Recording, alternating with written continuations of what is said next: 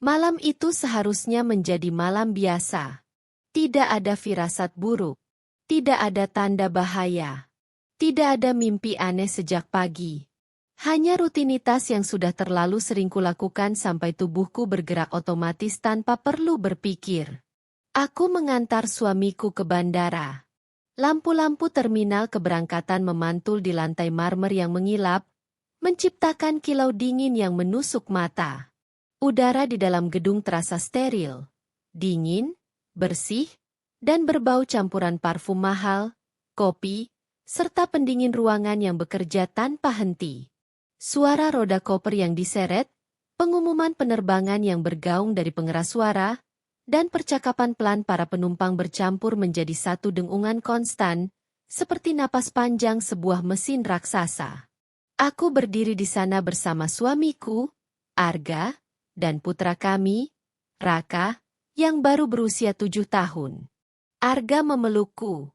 Pelukannya hangat, akrab, dan penuh kepastian. Pelukan yang sudah kuhafal di luar kepala setelah 9 tahun pernikahan. Aku menghirup aroma parfumnya. Aroma yang selalu sama. Aroma yang selalu membuatku merasa aman. Parfum itu telah menjadi bagian dari hidupku. Menempel di baju, di spray, di udara kamar tidur kami setiap pagi. Di samping kami, Raka berdiri diam. Tangannya yang kecil mencengkeram tali ransel bergambar dinosaurus kesayangannya. Ransel itu tampak sedikit kebesaran untuk tubuhnya yang kurus, membuat bahunya sedikit terangkat ke atas, seolah ia sedang menahan beban yang tak terlihat. Aku memperhatikan wajah anakku. Ia tidak tersenyum, tidak rewel, tidak bertanya kapan ayah pulang seperti biasanya. Ia hanya berdiri, menatap lurus ke depan, seakan-akan pikirannya sedang berada jauh dari tempat ini. Perjalanan bisnis ini penting sekali, sayang, kata Arga, suaranya rendah dan meyakinkan. Ia selalu berbicara seperti itu, tenang, terkontrol, seolah semua hal di dunia berada di bawah kendalinya. Kalimat-kalimatnya selalu rapi, tidak pernah berantakan, tidak pernah terburu-buru. Aku mengangguk sambil membalas pelukannya. Iya, hati-hati di jalan. Arga melepaskan pelukannya dariku lalu berjongkok di depan Raka. Ia tersenyum. Senyum seorang ayah yang tahu betul bagaimana caranya terlihat penuh perhatian di mata orang lain. Raka, katanya lembut, jaga ibu baik-baik ya. Ayah cuma pergi beberapa hari.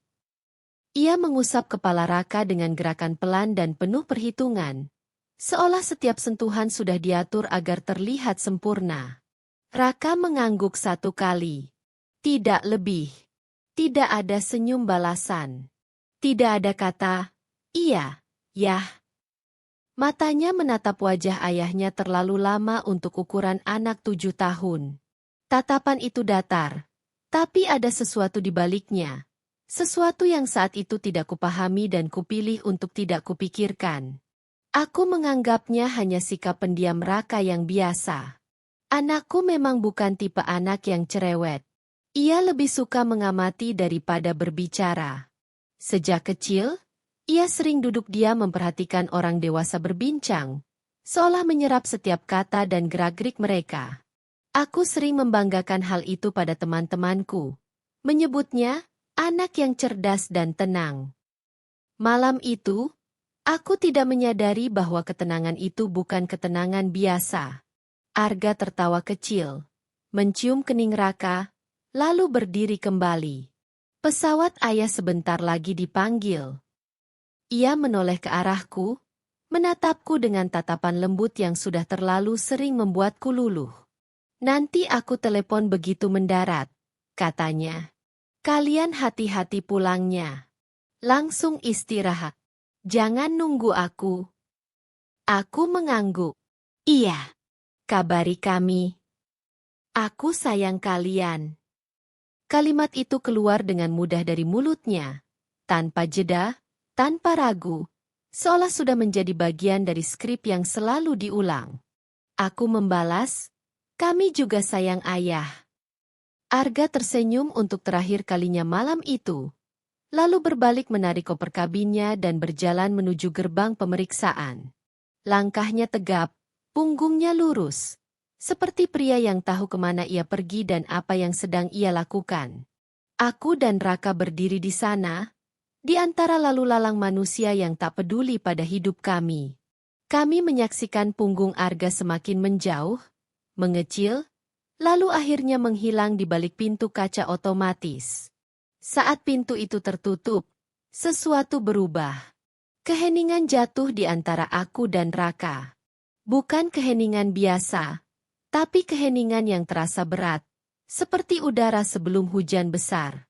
Suara pengumuman penerbangan kembali terdengar jelas, begitu juga bunyi langkah kaki dan koper, tapi rasanya semua itu menjauh. Seakan-akan kami berdiri di dalam gelembung kecil yang terpisah dari dunia. Aku menghela napas panjang. Selalu ada rasa sepi setiap kali Arga pergi. Aku sudah terbiasa dengan itu. Aku tahu ini bagian dari pekerjaannya. Aku tahu aku seharusnya kuat. Ayo, nak, kataku akhirnya, mencoba terdengar ceria. Kita pulang. Aku menggenggam tangan Raka. Tangannya dingin. Aku menoleh, sedikit terkejut, tapi tidak terlalu memikirkannya. Bandara memang dingin. Pendingin ruangan bekerja terlalu keras di tempat seperti ini. Kami berjalan menyusuri koridor panjang menuju area parkir. Langkah kaki kami terdengar berirama, menyatu dengan suara langkah orang-orang lain. Aku mencoba memecah kesunyian. Nanti di rumah Raka mau ibu buatkan susu coklat hangat? Tanyaku. Biasanya, kalimat itu selalu berhasil membuatnya mengangguk antusias. Malam itu, Raka hanya bergumam pelan. Entah, iya, atau tidak. Aku tidak yakin. Kamu ngantuk, ya? Tanyaku lagi. Ia tidak menjawab. Aku menganggapnya kelelahan. Anak 7 tahun memang mudah lelah setelah malam yang panjang. Kami tiba di area parkir yang remang-remang. Udara di sini terasa lebih pengap, bercampur bau beton, oli, dan sisa panas mesin mobil. Hanya ada beberapa kendaraan yang terparkir di lantai itu. Lampu-lampu neon memancarkan cahaya pucat yang membuat bayangan terlihat lebih panjang dan aneh. Aku menekan tombol kunci mobil. Lampu mobil berkedip dan mengeluarkan bunyi bip pelan. Aku berjalan ke sisi pengemudi. Raka menuju pintu penumpang belakang. Seperti biasa. Aku mengulurkan tangan untuk membuka pintu mobil. Saat itulah aku merasakan tarikan kuat di pergelangan tanganku. Bukan tarikan manja anak kecil. Bukan sentuhan lembut. Tarikan itu keras. Mendesak. Aku terkejut dan berbalik. Raka berdiri kaku di belakangku. Tangannya mencengkeram pergelangan tanganku begitu erat sampai kuku-kuku kecilnya menekan kulitku. Di bawah cahaya lampu parkir yang temaram, wajahnya terlihat pucat. Bukan pucat karena lelah, ini pucat karena ketakutan. Matanya membelalak. Aku belum pernah melihat mata Raka seperti itu sebelumnya. Raka? Suaraku refleks melembut. Aku berjongkok agar sejajar dengannya. Ada apa, sayang? Kamu lihat sesuatu? Jantungku mulai berdebar, meski aku belum tahu alasannya. Raka menggeleng cepat. Napasnya pendek-pendek. Bibirnya bergetar seolah ia sedang berusaha menahan sesuatu agar tidak keluar. Ia mendekatkan wajahnya ke telingaku. Suaranya berdesis pelan. Nyaris tak terdengar di antara dengungan parkiran. Bu, jangan pulang ke rumah. Aku mengerutkan kening. Bing. Apa maksudmu, nak? Tanyaku. Tentu saja kita pulang. Ini sudah malam. Raka menggeleng lagi. Kali ini lebih keras. Cengkeramannya semakin kuat. Tidak, Bu. Jangan pulang. Nada suaranya berubah. Ada kepanikan di sana. Ada keputusasaan yang tidak seharusnya dimiliki anak seusianya. Tadi pagi, katanya terbata.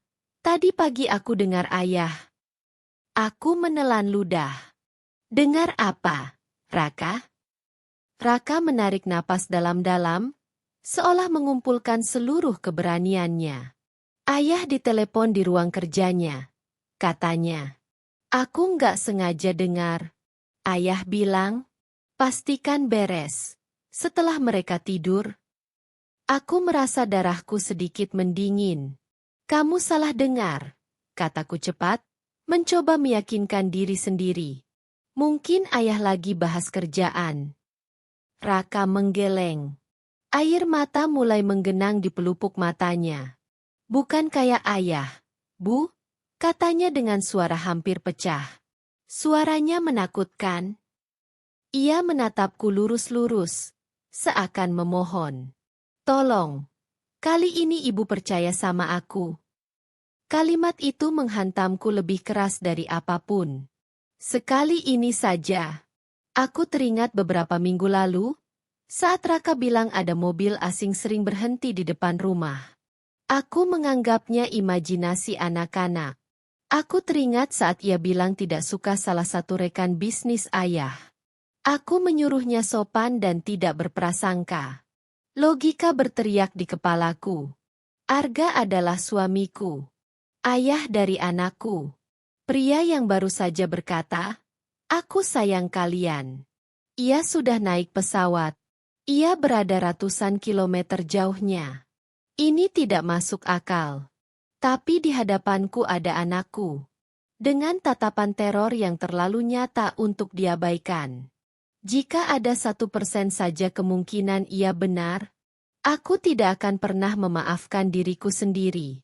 Aku mengangguk pelan. Baik, sayang, kataku akhirnya. Suaraku gemetar. Ibu percaya. Dan pada detik itu, tanpa aku sadari sepenuhnya, hidup kami berubah arah. Aku tidak tahu harus kemana setelah itu. Tidak ada peta untuk situasi seperti ini.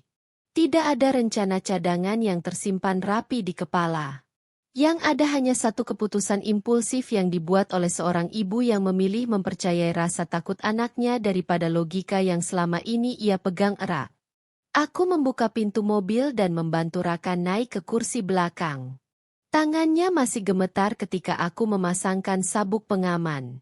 Ia tidak berkata apa-apa, hanya menatapku dengan mata besar yang masih basah oleh air mata. Tatapan itu membuat dadaku terasa sesak. Aku masuk ke kursi pengemudi.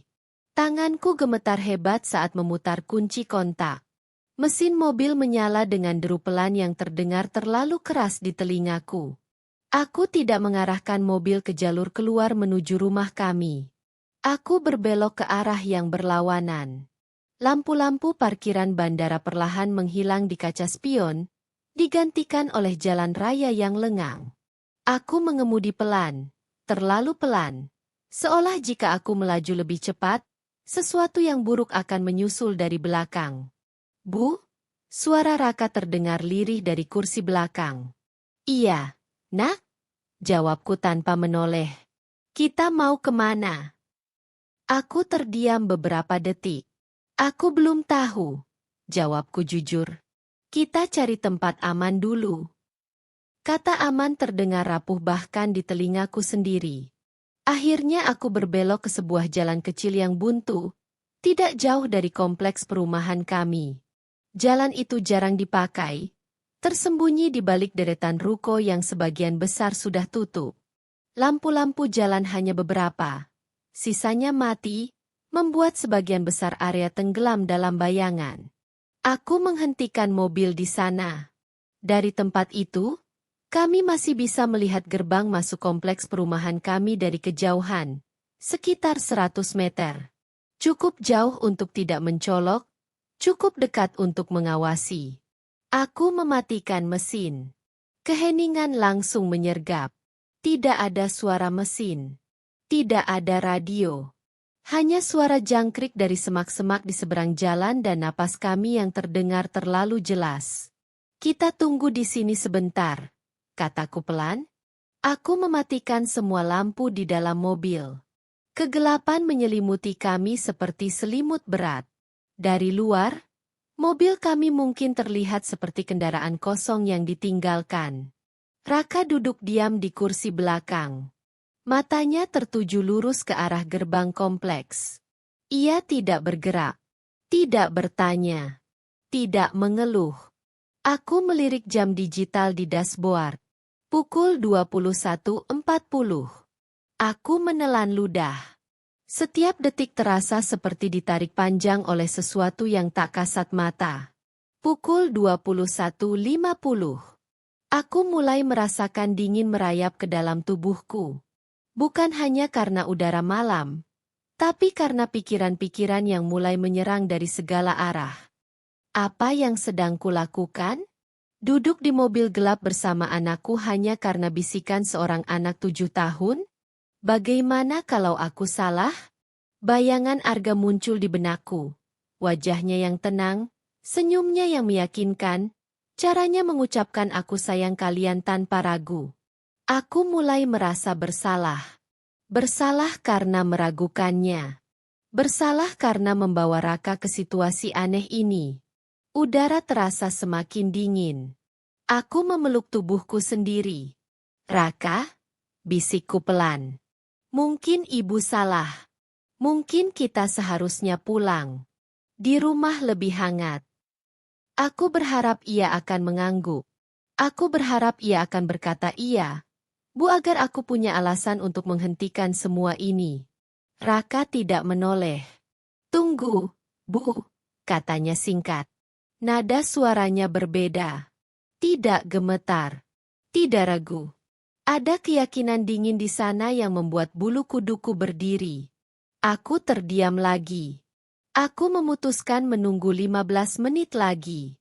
Hanya 15 menit. Setelah itu, apapun yang terjadi, aku akan memutuskan sesuatu. Jam menunjukkan pukul 22 tepat. Dan pada saat itu, seberkas cahaya muncul dari tikungan jalan menuju gerbang kompleks. Jantungku serasa berhenti berdetak. Aku refleks menunduk, menarik tubuhku lebih rendah di balik kemudi, lalu meraih kepala Raka dan menariknya ikut menunduk. Jangan bergerak, bisikku. Aku mengintip melalui celah sempit di antara dashboard dan kaca depan. Sebuah kendaraan besar berbelok memasuki gerbang kompleks kami. Bukan sedan. Bukan mobil tetangga. Itu van. Van berwarna gelap. Tanpa logo. Tanpa tulisan. Kaca-kacanya gelap. Terlalu gelap untuk melihat siapapun di dalamnya. Van itu melaju pelan, nyaris merayap. Seolah pengemudinya sedang menikmati setiap meter jalan yang ia lewati. Bukan seperti tamu yang terburu-buru. Lebih seperti pemburu. Van itu terus melaju menyusuri jalan utama kompleks, lalu berbelok ke jalan tempat rumah kami berada. Aku menahan napas. Tenang, kataku pada diriku sendiri. Ini bisa kebetulan. Bisa saja mobil kurir. Bisa saja orang tersesat. Van itu melambat. Lalu berhenti. Tepat di depan rumah kami. Nomor 17. Perutku terasa melilit keras. Aku hampir tertawa karena gugup. Ini kebetulan. Ini pasti kebetulan. Pintu van terbuka. 2 pria turun. Mereka mengenakan pakaian gelap, jaket, celana panjang, dan topi yang menutupi sebagian wajah mereka. Dari jarak sejauh ini, aku tidak bisa melihat ekspresi mereka dengan jelas. Mereka berdiri sebentar di depan gerbang, melihat ke kiri dan ke kanan. Jalanan kompleks sepi. Lampu rumah-rumah tetangga sebagian besar sudah mati.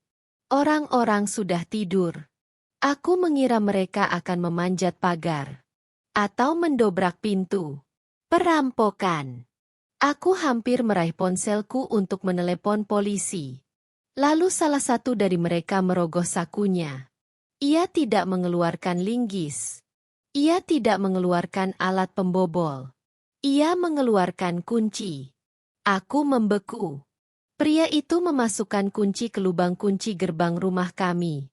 Terdengar bunyi klik pelan yang menggema di kepalaku seperti ledakan. Gerbang terbuka dengan mulus. Tanpa suara. Tanpa perlawanan. Tanganku refleks menutup mulutku sendiri untuk menahan jeritan yang hampir keluar. Mereka punya kunci. Pria itu berjalan masuk, diikuti temannya. Mereka menuju pintu depan rumah kami. Sekali lagi, pria yang sama mengeluarkan kunci lain. Klik. Pintu depan terbuka. Mereka masuk ke dalam rumah kami. Dan menutup pintu di belakang mereka. Seolah-olah mereka adalah pemilik rumah itu. Tubuhku mulai gemetar hebat. Ini bukan perampokan. Perampok tidak punya kunci duplikat. Kunci duplikat rumah kami hanya dimiliki 2 orang. Aku dan Arga. Ibu. Suara Raka bergetar hebat. Mereka masuk. Aku tidak bisa menjawab. Ayah? Lanjutnya, hampir berbisik. Ayah yang nyuruh mereka. Kata-kata itu menghantamku dengan kekuatan penuh. Realitas yang tadinya terasa seperti mimpi buruk tiba-tiba menjadi terlalu nyata untuk diabaikan. Aku memeluk diriku sendiri, mencoba menghentikan gemetar yang tak terkendali. Kami menunggu. 1 menit. 2 menit. Tidak ada lampu utama yang dinyalakan. Dari tempat kami bersembunyi, aku bisa melihat berkas cahaya senter kecil menari-nari di balik tirai jendela ruang tamu. Mereka bergerak pelan, teratur, metodis. Mereka tahu persis apa yang mereka lakukan. 5 menit berlalu. 10 menit. Aku membeku di kursiku. Otakku berteriak agar aku melakukan sesuatu. Menelepon polisi, berlari ke tetangga, menjerit. Tapi tubuhku menolak bergerak. Apa yang harus kukatakan pada polisi? Ada orang di rumah saya, tapi mereka masuk pakai kunci, yang sepertinya diberikan suami saya? Aku bisa membayangkan tatapan curiga itu. Aku bisa membayangkan Arga datang dengan wajah panik, berpura-pura tidak tahu apa-apa. Dan jika Arga tahu kami selamat, apa yang akan ia lakukan selanjutnya? Tiba-tiba, bau asing menyusup masuk ke dalam mobil melalui ventilasi. Bau tajam. Kimiawi. Seperti bensin. Aku menoleh ke Raka. Matanya membelalak. Ibu, bau apa itu? Aku tidak sempat menjawab. Perhatianku tertarik pada jendela kamar Raka di lantai 2. Tiba-tiba, ada kilatan cahaya dari dalam sana. Bukan cahaya senter. Cahaya itu lebih terang. Berwarna oranye kemerahan. Lalu muncul dari jendela ruang tamu. Sebuah kerlip kecil. Lalu membesar. Tirai putih yang biasa tampak tenang kini berpendar jingga, bergerak-gerak seolah bernapas. Api. Bu, suara Raka naik, nyaris menjerit. Mereka bakar rumah kita. Tubuhku tersentak. Nafasku tercekat. Gemetar hebat menjalar dari ujung kaki sampai ke tengkuk. Ini bukan perampokan. Ini bukan peringatan. Ini rencana pembunuhan. Arga tidak hanya ingin kami pergi. Ia ingin kami mati. Terbakar hidup-hidup saat tidur. Bayangan pelukan hangat di bandara, ciuman di kening, dan kata-kata aku sayang kalian tiba-tiba terasa seperti adegan dalam sandiwara murahan. Ponsel di sakuku bergetar. Aku tersentak dan meraihnya dengan tangan gemetar. Sebuah pesan masuk dari Arga. Aku baru mendarat. Sayang, semoga kalian sudah tidur nyenyak. Aku sayang kalian. Aku membekap mulutku. Rasa mual naik dengan cepat. Aku membuka pintu mobil dan muntah di aspal dingin. Tenggorokanku terbakar oleh rasa asam. Tubuhku terbatuk-batuk, bersandar lemah di pintu mobil yang terbuka. Di hadapanku, rumah kami dilalap api. Asap hitam membubung ke langit malam, membawa bau bensin dan kenangan yang terbakar menjadi abu. Sirene terdengar di kejauhan. Seseorang pasti telah melihat api itu. Aku menatap rumah itu sekali lagi. Tempat aku membesarkan Raka. Tempat aku percaya pada kebohongan. Pintu depan terbuka. Dua pria berbaju gelap itu berlari keluar. Mereka tidak terlihat panik. Mereka bergerak cepat, efisien. Mereka meloncat masuk ke dalam van dan meluncur pergi tanpa menyalakan lampu depan. Beberapa detik kemudian, suara sirene pemadam kebakaran semakin dekat. Aku tahu saat itu juga. Kami tidak bisa kembali. Aku tidak ingat bagaimana caranya aku kembali ke kursi pengemudi. Yang aku ingat hanyalah tanganku yang gemetar hebat saat meraih setir, napasku yang tersengal-sengal seperti baru saja berlari jauh, dan suara Raka yang memanggilku dari kursi belakang dengan suara kecil yang nyaris tenggelam oleh raungan api di kejauhan. Ibu, ibu. Aku memaksa diriku menutup pintu mobil. Suaranya terdengar terlalu keras di telingaku. Aku mengusap mulutku dengan lengan baju, mencoba menghilangkan rasa asam yang masih tertinggal di tenggorokan. Aku harus bergerak. Aku harus membawa anakku pergi dari sini. Tanganku hampir tidak bisa memutar kunci. Mesin akhirnya menyala. Aku tidak menyalakan lampu. Aku tidak ingin terlihat. Aku menginjak pedal gas perlahan dan mobil bergerak menjauh dari jalan buntu itu. Menjauh dari rumah yang kini berubah menjadi neraka. Aku melirik kaca spion. Api masih terlihat. Menjilat dinding, merambat ke atap, memakan semua yang pernah kami sebut rumah. Asap hitam membubung tinggi, menelan langit malam. Di dalam sana ada foto-foto Raka saat bayi. Ada pakaian pertamanya. Ada hadiah ulang tahun dari orang tuaku. Ada seluruh hidupku. Semuanya hilang. Ibu, suara Raka kembali terdengar. Kali ini lebih jelas. Lebih dekat. Aku menoleh ke kaca spion. Raka menempelkan wajahnya ke kaca jendela belakang. Wajah kecilnya basah oleh air mata. Matanya membelalak ngeri menatap api yang semakin membesar. Aku menelan ludah dan memaksa suaraku tetap stabil. Lihat ke sini, nak, kataku pelan. Jangan lihat ke belakang. Ia menurut, meski tangannya masih gemetar hebat mencengkeram sabuk pengaman. Aku melaju pelan, terlalu pelan mungkin. Tapi aku takut jika aku melaju terlalu cepat. Mobil itu, van gelap, akan muncul kembali dari kegelapan. Aku terus memeriksa kaca spion. Setiap bayangan besar, setiap mobil yang lewat, membuat jantungku melonjak ke tenggorokan. Kami seperti mangsa yang baru saja lolos dari perangkap, tapi belum tahu apakah pemburunya benar-benar pergi. Aku tahu satu hal dengan sangat jelas. Aku tidak bisa kembali ke sana. Aku tidak bisa muncul di hadapan polisi. Aku tidak bisa berteriak bahwa suamiku mencoba membunuhku. Siapa yang akan percaya? Arga adalah pria terpandang. Pengusaha sukses. Anggota komunitas lingkungan. Wajah ramah yang dikenal semua orang. Ia akan datang dengan air mata dan cerita yang sempurna. Dan aku akan terlihat seperti wanita histeris yang kehilangan rumah dan kewarasannya dalam satu malam. Saksi satu-satunya hanyalah anak 7 tahun yang baru saja melihat rumahnya terbakar. Cerita Raka tentang bisikan di bandara akan dianggap imajinasi anak-anak. Arga sudah merencanakan semuanya. Ponsel di sakuku bergetar lagi.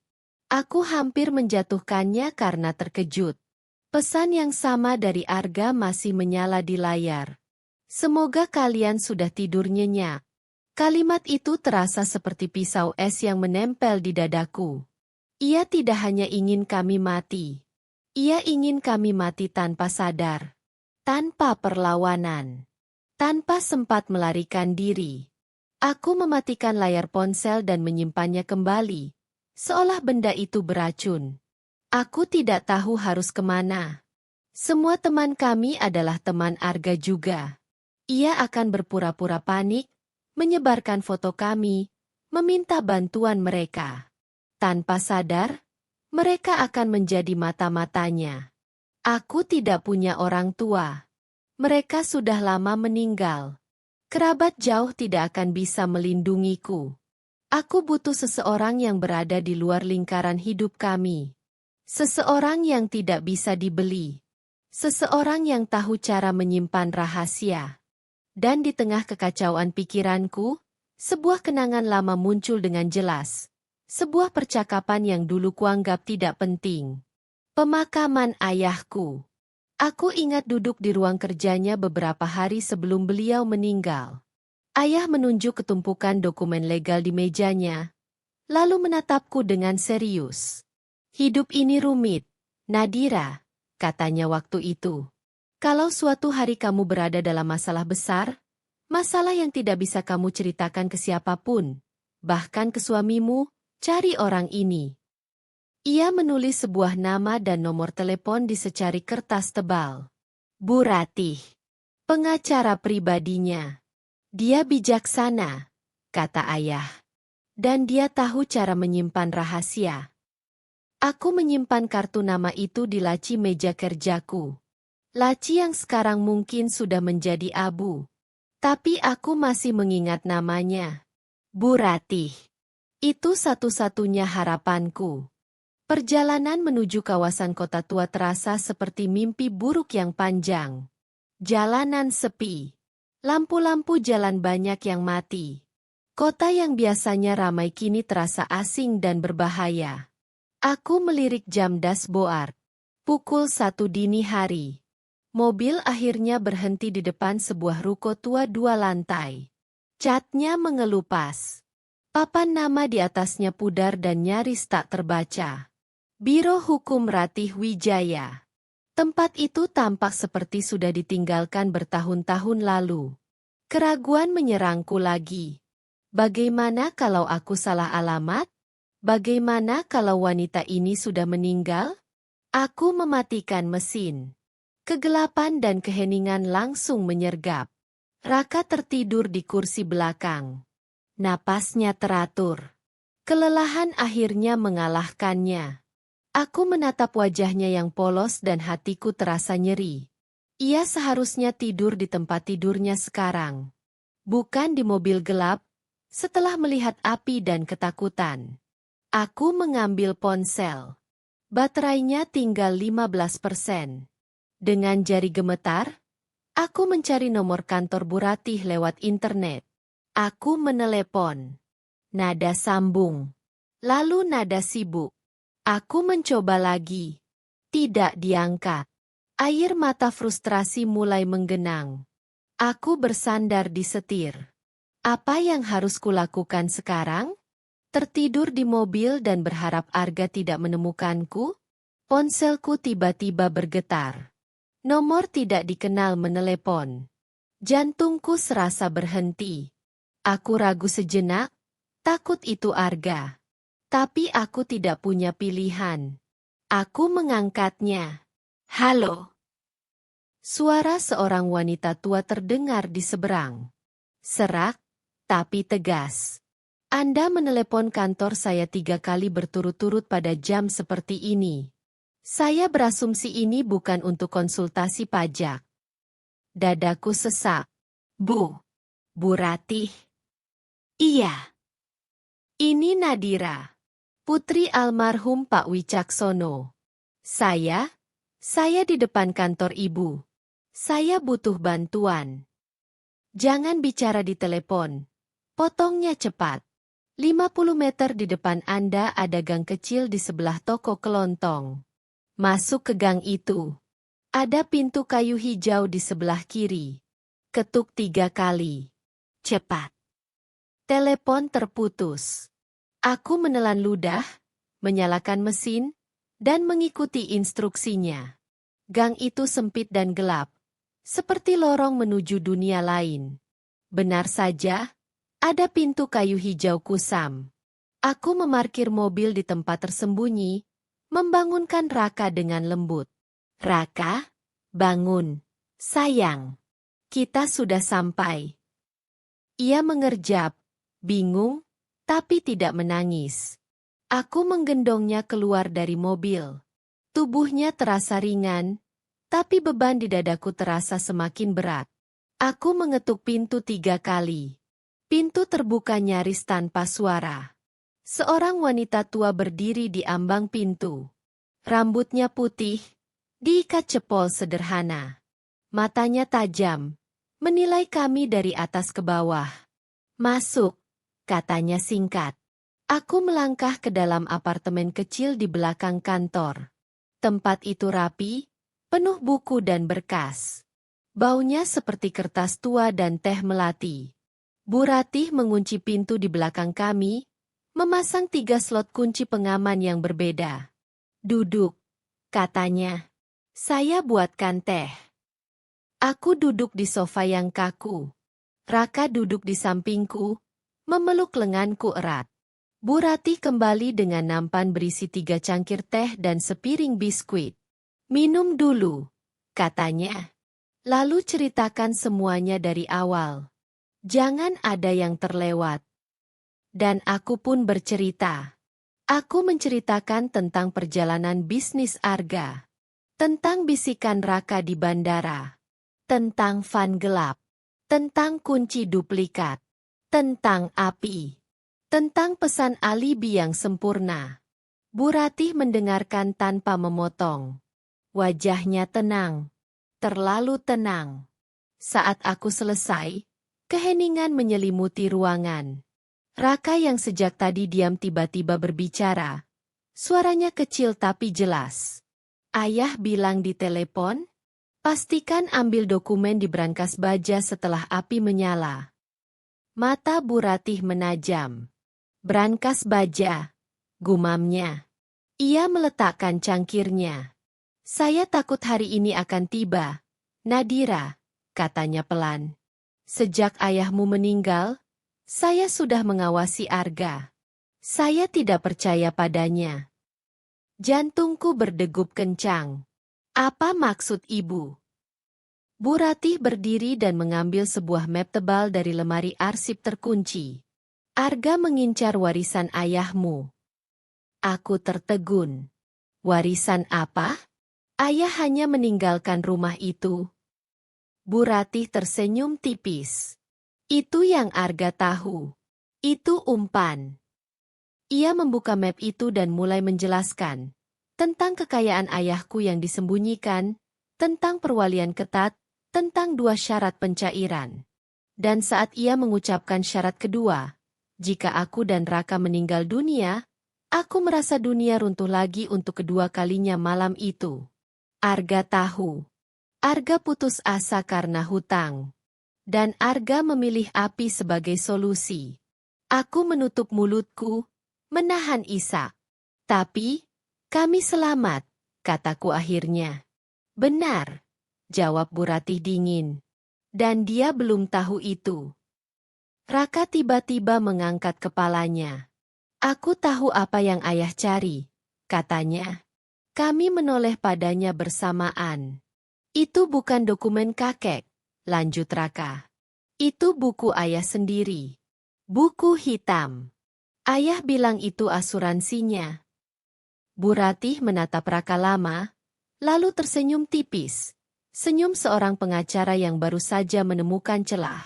Kalau begitu, katanya pelan, sekarang kita punya senjata.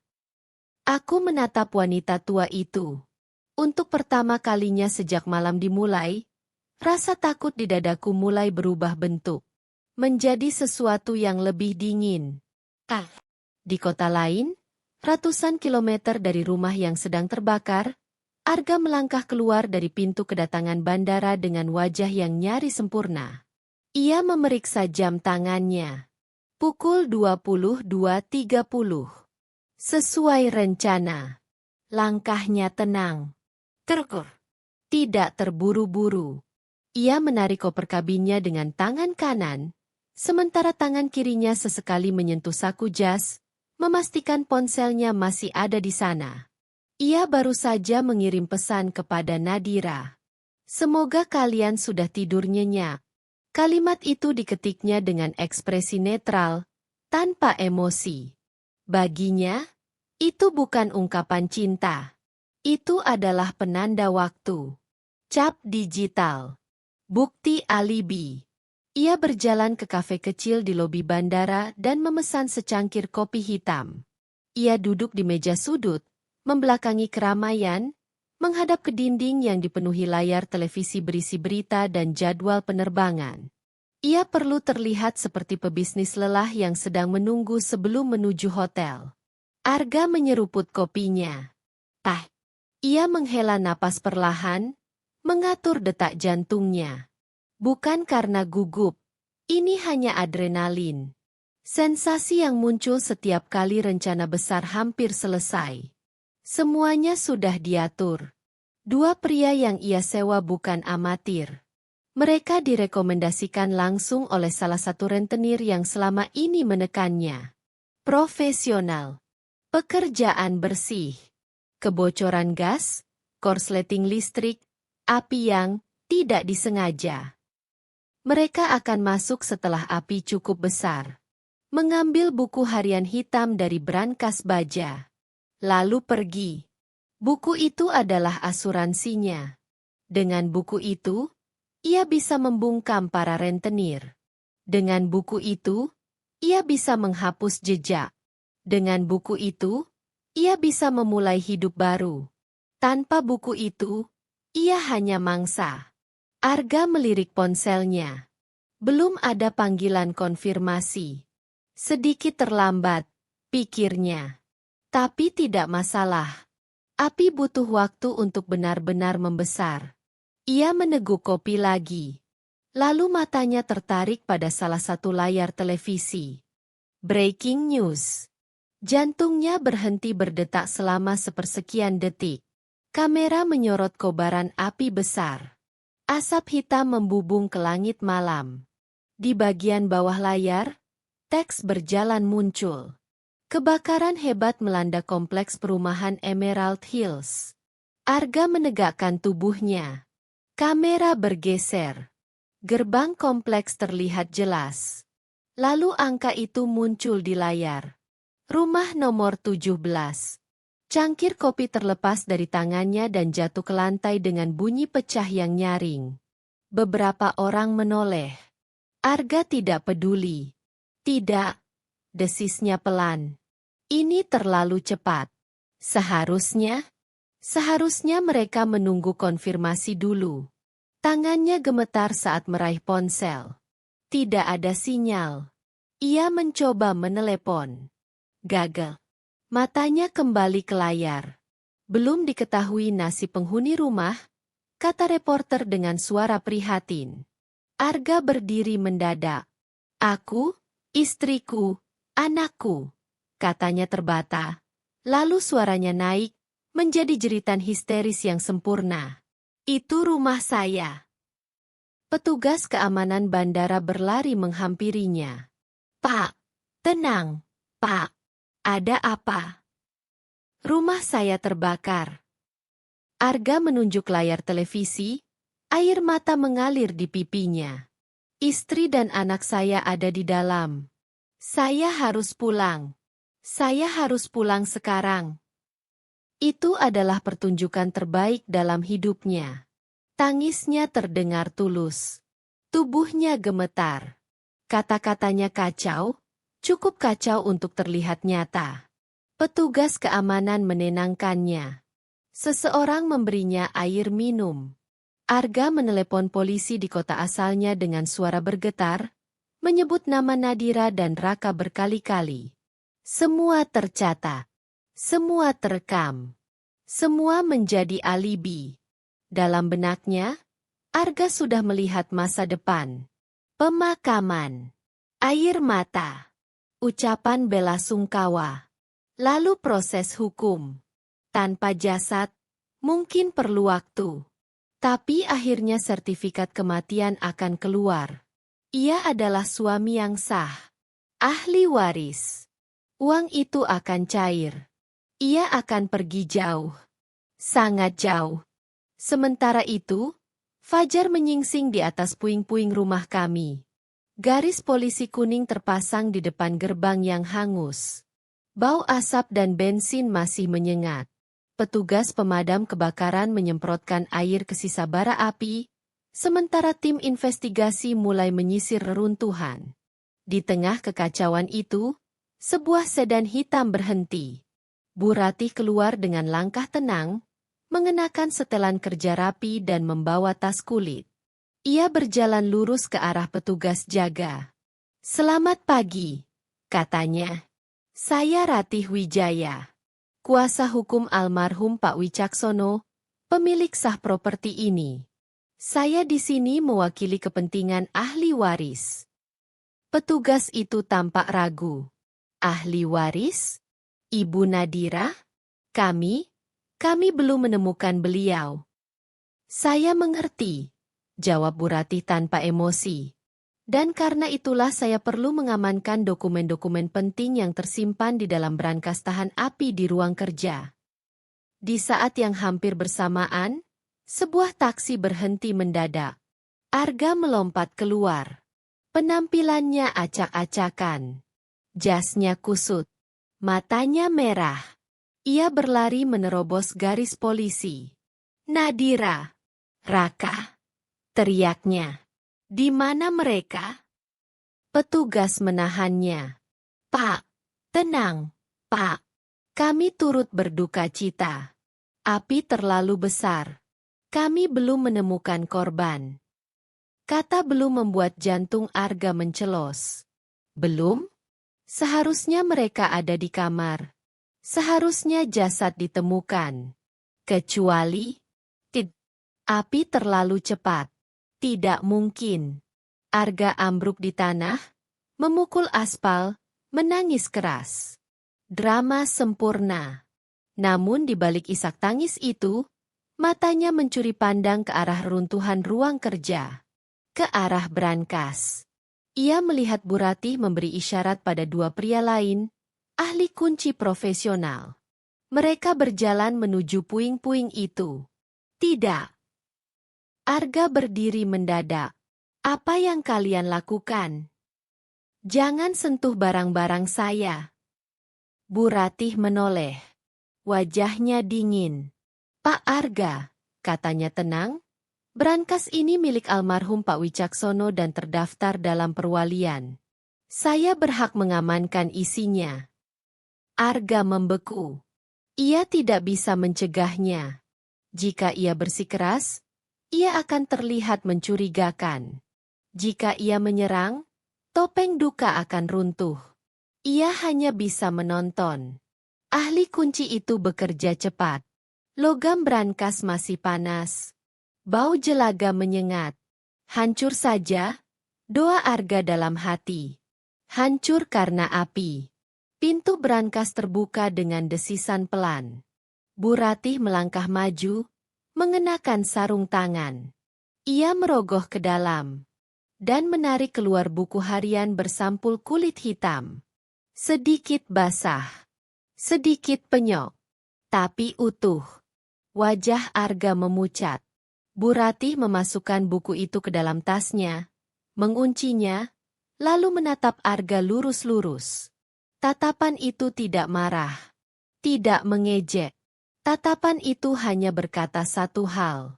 "Permainanmu sudah selesai." Arga tahu pada saat itu, rencananya tidak hanya gagal. Rencananya berbalik arah. Di apartemen kecil Bu Ratih, malam belum benar-benar berakhir bagi kami. Aku duduk di meja dapur, menatap buku harian hitam yang kini terbuka di bawah lampu. Raka tidur di kamar kecil, akhirnya menyerah pada kelelahan. Bu Ratih membaca halaman demi halaman dengan wajah semakin mengeras. "Ada tanggal," katanya pelan. "Nama. Jumlah transfer." Ia membalik halaman. Nama dua pembakar bayaran. Hutang judi. Rencana perjalanan. Aku menelan ludah.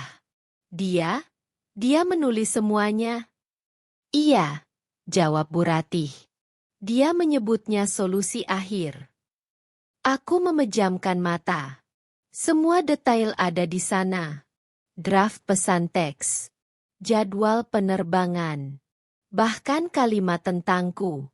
Naif dan mudah percaya. Air mataku menetes lagi, tapi kali ini terasa panas. Kita punya buktinya, kataku dengan suara bergetar. Kita bisa ke polisi. Bu Ratih menggeleng pelan. Kita tidak hanya ingin dia di penjara, Nadira, katanya. Kita ingin dia hancur. Kita ingin dia tertangkap basah. Ia mencondongkan tubuh ke arahku. Dan Arga sedang putus asa. Ia tidak punya buku itu. Ia tidak punya uang. Ia tahu kamu dan Raka mungkin masih hidup. Orang yang terpojok akan melakukan kesalahan. Dan kita akan memberinya kesempatan. Aku menatap wanita tua itu. Untuk pertama kalinya, aku tidak lagi merasa seperti korban. Aku merasa seperti seseorang yang sedang bersiap membalas. Hari-hari setelah kebakaran terasa seperti berjalan di atas kaca tipis. Setiap langkah harus pelan. Setiap napas harus dikontrol. Kesalahan sekecil apapun bisa membuat semuanya runtuh. Arga tidak bodoh. Dan sekarang ia tahu satu hal yang membuatnya jauh lebih berbahaya. Kami mungkin masih hidup. Di berita, polisi menyebut kami orang hilang. Tidak ada jasad. Tidak ada bukti kematian. Tidak ada penutup yang rapi. Itu cukup untuk membuat Arga terjaga di malam hari. Memutar ulang rencananya, mencari celah yang terlewat. Sementara itu, di apartemen kecil Bu Ratih, kami mulai bergerak. Bukan dengan tergesa-gesa, tapi dengan kesabaran yang dingin. Dia akan mencari jalan lain, kata Bu Ratih suatu pagi sambil menuangkan teh. Orang seperti Arga tidak berhenti. Dia hanya mengganti pintu. Aku duduk di meja dapur, menatap peta kasar yang ia buat di selembar kertas, jaringan aset, kemungkinan langkah Arga, dan satu titik yang dilingkari tebal. Safety Deposit Box. Kotak simpanan lama di bank tua kawasan kota. Ayah pernah menyebutnya sebagai tempat menyimpan kenangan masa kecil. Arga pernah mendengarnya. Ia selalu curiga isinya lebih dari sekadar kenangan.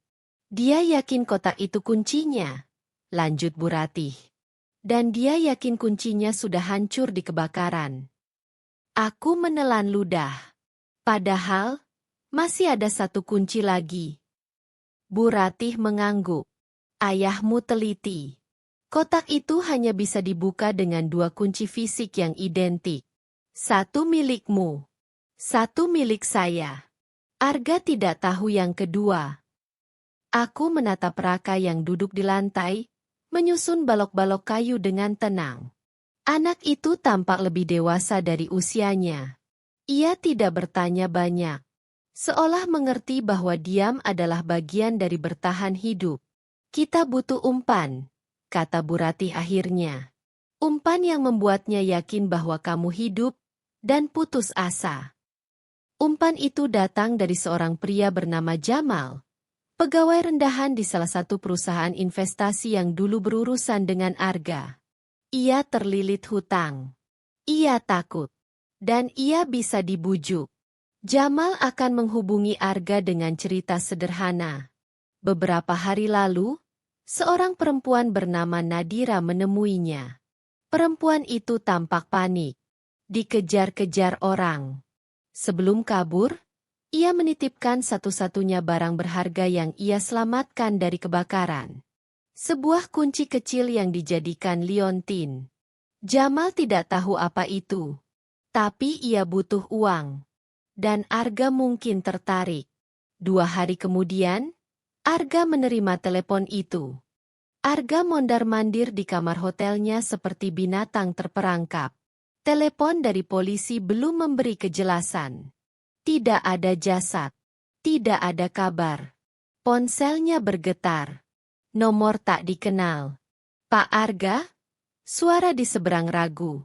Nama saya Jamal. Saya? Saya kenal istri Bapak. Jantung Arga berdegup keras. Di mana dia? Tanyanya cepat. Saya tidak tahu sekarang. Tapi beberapa hari lalu dia datang ke saya. Dia ketakutan. Dia bilang dia harus kabur. Dia menitipkan sesuatu, sebuah kunci. Liontin. Arga memejamkan mata. Kunci itu tidak hancur? Dia bilang, lanjut Jamal, itu satu-satunya barang berharga yang berhasil ia selamatkan. Arga menggenggam ponsel erat-erat. Kita bertemu, katanya pendek. Sekarang. Pertemuan itu terjadi di parkiran mal yang ramai. Tempat aman, tempat orang lalu lalang. Arga datang dengan wajah tegang, kacamata hitam menutupi mata yang cekung. Jamal menyerahkan kunci kecil kusam itu. Identik. Persis seperti yang dulu dipakai Nadira sebagai liontin. Arga hampir tersenyum. Ia menyerahkan uang tunai, sisa uang yang ia miliki. Tidak banyak, tapi cukup untuk membeli harapan. Malam itu, Arga kembali ke hotel dengan satu keyakinan baru. Ia masih punya jalan keluar. Ia menghabiskan malam itu memalsukan dokumen. Surat kematian palsu. Surat kuasa palsu, seolah ditandatangani Nadira sebelum kebakaran. Ia meniru tanda tanganku dengan hati-hati. Terlalu hati-hati. Ia sudah sering melihat tanda tanganku. Terlalu sering. Besok, gumamnya pada dirinya sendiri. Besok semuanya selesai. Pagi itu, udara di dalam Bank Mandiri kawasan kota tua terasa dingin dan berbau logam. Bangunan tua itu sunyi, seolah menyimpan rahasia selama puluhan tahun. Aku duduk di sebuah bilik pribadi kecil di ruang brankas, bersama Raka.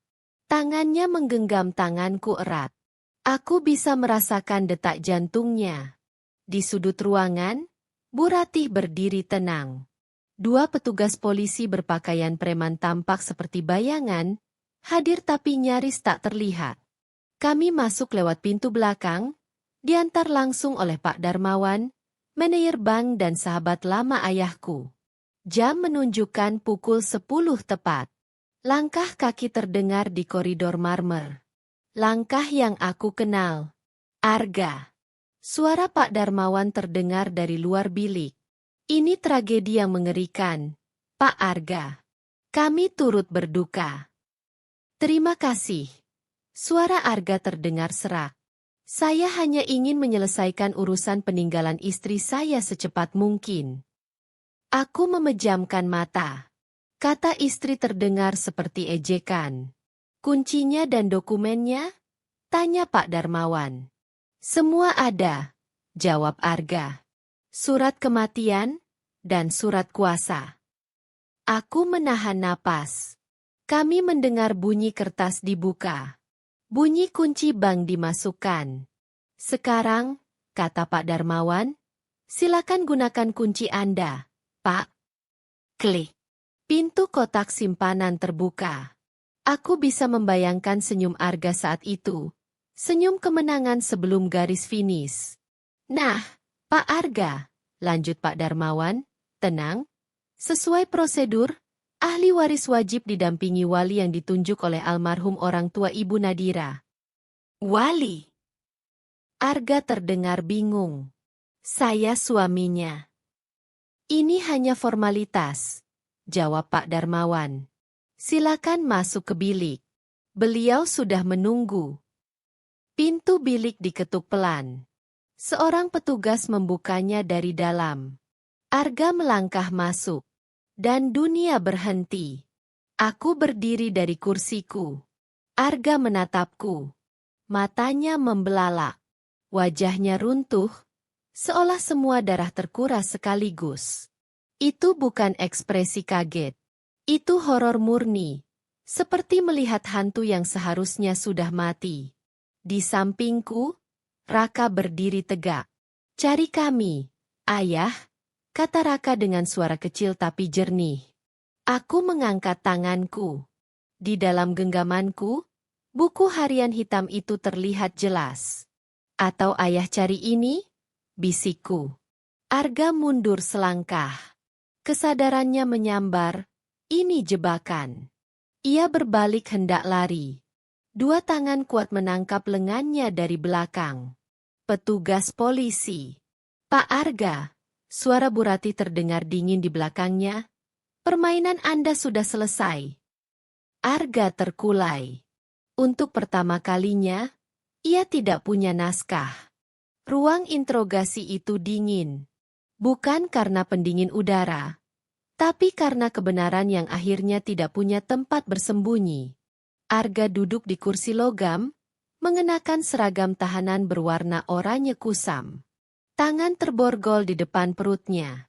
Wajahnya pucat, matanya merah, bukan karena menangis, melainkan karena kurang tidur dan ketakutan yang tak lagi bisa disangkal. Topeng suami berduka sudah tak berguna. Sekarang ia mengenakan topeng baru, korban keadaan. Pintu terbuka.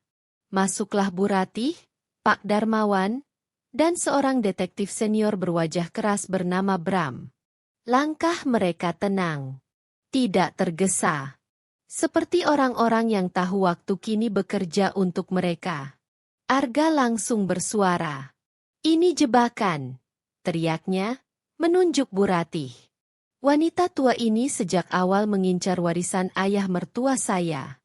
Dia mencuci otak istri saya. Nadira labil. Dia stres. Bu Ratih tidak bereaksi. Bahkan tidak menatapnya. Detektif Bram duduk di seberang Arga, membuka sebuah map tipis. Kita sudahi dramanya, Pak Arga, katanya datar. Kita mulai dari yang paling sederhana. Ia menggeser selembar kertas ke tengah meja. Surat kuasa ini. Tanda tangan Ibu Nadira. Ahli grafologi kami menyimpulkan, pemalsuan. Arga mendengus. Dia yang memberikannya. Dia bohong sekarang. Detektif Bram mengangguk pelan. Baik. Lalu ini. Ia mengeluarkan dokumen lain. Surat kematian palsu. Dipesan dari sindikat pemalsuan di pelabuhan. Pembuatnya sudah kami tangkap. Mereka bersedia bersaksi bahwa Anda pemesannya. Wajah Arga menegang. Bibirnya mengatup. Saya panik, katanya cepat. Saya kira mereka sudah meninggal. Panik. Ulang Bram. Seperti saat Anda bertemu seorang informan bernama Jamal di parkiran mal 2 hari lalu. Arga membeku. Kami punya rekaman CCTV, lanjut Bram. Anda membeli sebuah kunci. Kunci yang katanya titipan dari istri Anda. Arga meninggikan suara. Dia yang menjebak saya. Dia jual kuncinya. Bu Ratih akhirnya berbicara. Suaranya tenang namun memotong udara seperti pisau. Alibi memang luar biasa, Arga. Tapi alibi hanya berguna jika tidak ada yang tahu apa yang kamu lakukan sebelum ke bandara. Ia meletakkan sesuatu di atas meja. Buku harian bersampul kulit hitam. Seluruh tubuh Arga menegang. Kami tidak menyangka kamu akan seteliti ini, kata Bu Ratih. Tanggal, nama, jumlah transfer. Nama 2 pembakar bayaran.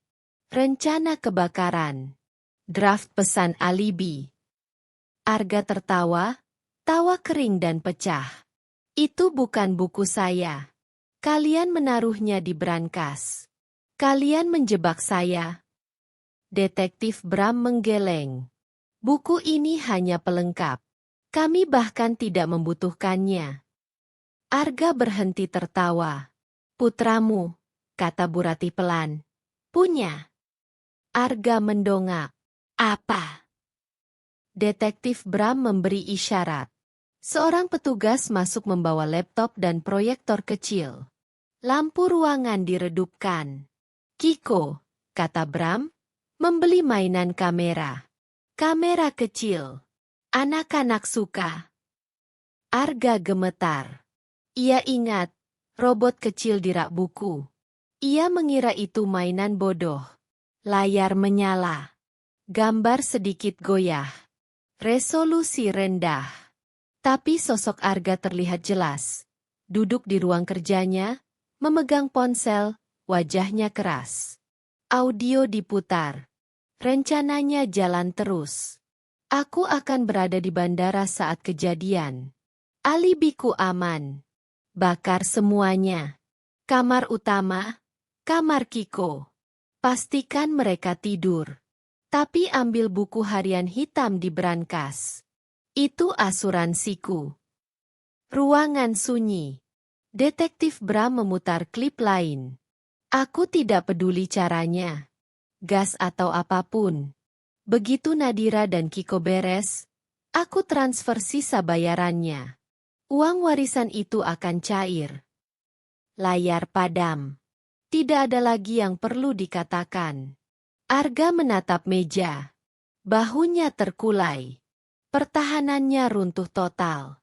Aku terpojok, bisiknya akhirnya. Rentenir itu, mereka mengancam akan menyakiti Kiko. Nadira? Bu Ratih menatapnya dingin. Kamu melakukan ini untuk melindungi dirimu sendiri. Arga menunduk. Isaknya pecah, kering, tanpa air mata. Aku tidak punya pilihan. Di balik kaca satu arah, aku berdiri mematung. Aku memeluk Raka erat-erat, menutup telinganya. Tapi aku mendengar semuanya. Setiap kata. Pria yang kucintai. Pria yang kupilih sebagai ayah anakku. Runtuh menjadi orang asing yang menyedihkan. Tidak ada lagi cinta. Tidak ada lagi benci. Hanya kelegaan yang dingin. Semuanya berakhir. Persidangan berjalan cepat. Kasus ini menjadi berita nasional. Ruang sidang penuh. Media haus cerita. Kami tidak pernah hadir. Bu Ratih memastikan kami terlindung dari sorotan. Bukti terlalu kuat. Buku harian, dokumen palsu, kesaksian Pak Darmawan, dan rekaman kamera mainan Raka. Putusan dibacakan dengan suara tegas. Arga dinyatakan bersalah atas perencanaan pembunuhan, percobaan pembunuhan ganda, pembakaran, pemalsuan dokumen. Hukuman, penjara seumur hidup tanpa pembebasan bersyarat. Saat ia digiring keluar, kilatan kamera menyilaukan wajahnya. Ia bukan lagi pengusaha sukses. Ia hanyalah kriminal yang kalah. Di dalam penjara, karma tidak berhenti. Nama-nama yang ia tulis dalam buku hariannya bocor. Ia kehilangan perlindungan. Hidupnya berubah menjadi neraka yang panjang. Beberapa minggu kemudian, aku dan Bu Ratih kembali ke bank. Dengan surat perintah sah dan kunci asli, kami membuka kotak simpanan ayah. Di dalamnya tidak ada emas. Tidak ada perhiasan. Hanya sepucuk surat. Ayah hanya ingin kamu menemukan kebahagiaanmu sendiri. Nak, bukan kebahagiaan yang dibeli oleh uang. Dan sebuah buku catatan kecil. Peta harta karun. Daftar bank. Nama alias. Nomor kotak simpanan. Butuh berbulan-bulan untuk mencairkannya secara legal. Warisan itu sangat besar. Terlalu besar. Aku menjual semua yang tersisa dari kehidupan lama. Menyumbangkannya. Aku tidak mau menyentuh uang yang hampir membunuh kami. 1 tahun berlalu. Kami tinggal di rumah sederhana di pinggir kota. Tenang. Raka kini lebih banyak tersenyum. Mimpi buruknya berkurang. Ia berlari di taman mengejar kupu-kupu. Aku duduk di teras, mengaduk teh melati. Sebuah gedung kecil berdiri di pusat kota. Yayasan Warisan Wicaksono. Beasiswa untuk anak-anak cerdas. Bantuan hukum dan rumah aman untuk perempuan dan anak-anak yang terjebak hubungan manipulatif. Aku mengubah api yang hampir membunuh kami menjadi cahaya bagi orang lain. Raka berlari menghampiriku, menyerahkan setangkai bunga aster putih. Untuk ibu. Aku memeluknya erat. Terima kasih sudah percaya padaku, Bu, katanya pelan. Aku tersenyum, mencium puncak kepalanya. Ibu yang berterima kasih, bisikku. Kamu pahlawan ibu. Kami memandangi sore yang tenang. Api telah padam. Bayangan telah pergi. Yang tersisa hanyalah fajar baru, dan cinta yang bertahan setelah segalanya terbakar.